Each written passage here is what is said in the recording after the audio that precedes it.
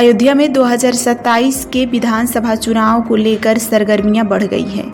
Azad Samaj party के power एवरलॉन में एक विशाल जनसभा आयोजित की गई, जिसमें बड़ी संख्या में भीड़ उमड़ी।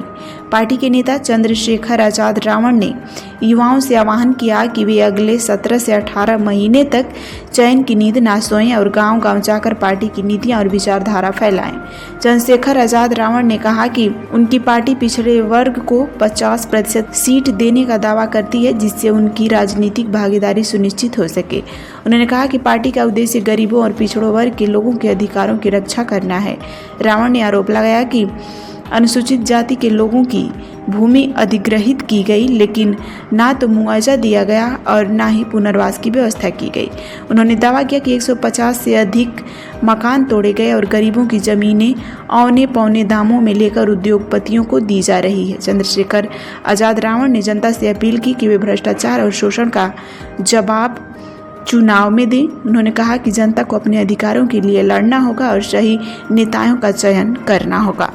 क्षेत्र के कार्यकर्ताओं को मिलेगा और फिर आने वाले चुनाव में 2027 में बड़े पैमाने पे लगभग 50% सीटें हम लोग पिछड़े वर्ग के, अति पिछड़े वर्ग के भाइयों को देने का काम करेंगे, उनकी सदा सुनिश्चित करेंगे। साहिबगंज यही रेलवे स्टेशन के पास विस्तार के नाम पे 150 से ज्यादा मकानों को तोड़ा जा रहा है। उन मकानों में बड़े पैमाने पर आबादी शेड्यूल कास्ट के लोगों की है, पिछड़े वर्ग के लोगों की।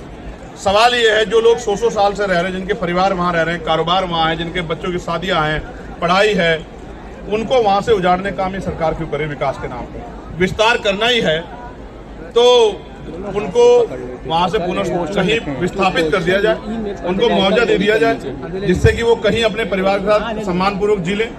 और मुआवजा भी नहीं दे रहे हो और बुलडोजर से उजाड़ने का काम करे। हमारे कार्यकर्ताओं ने विरोध करवा के अभी तो रुक गया, लेकिन आप समझिए कि उनमें लगभग 50 मकान ऐसे हैं जो प्रधानमंत्री आवास योजना के तहत बने। तो अगर वो जगह उनकी जगह नहीं है तो कैसे आपने बना दिए? तो इसका मतलब ये है कि कोड़ियों, उस कीमती जमीन को कोड़ियों के भाव, यहाँ लंबे समय से भ्रष्टाचार चल रहा है, वो पूंजीपतियों को, इंडस्ट्री वाले लोगों को दी जा रही है और गरीबों का हक छीना जा रहा है। ये गलत है, इसको हम लोग बर्दाश्त नहीं। युवाओं को मौका मिले, आजाद समाज पार्टी ताकत में आए और मैं युवाओं से ये कहना चाहता हूं कि उनको संघर्ष करना है। अगले 17-18 महीने कमर कस लें और जब तक उत्तर प्रदेश का चुनाव ना खत्म हो, चैन से ना बैठे, 1-2 घंटे रोज क्षेत्र में जाकर काम करें। अपनी बूथ कमेटी, सेक्टर कमेटी, विधानसभा कमेटी, भाईचारा कमेटी बनाकर आजाद समाज पार्टी घर घर तक पहुंचाएं, जिससे नीतियां बना के उनको कल आने वाले समय रोजगार दिया जाए और समान काम समान वेतन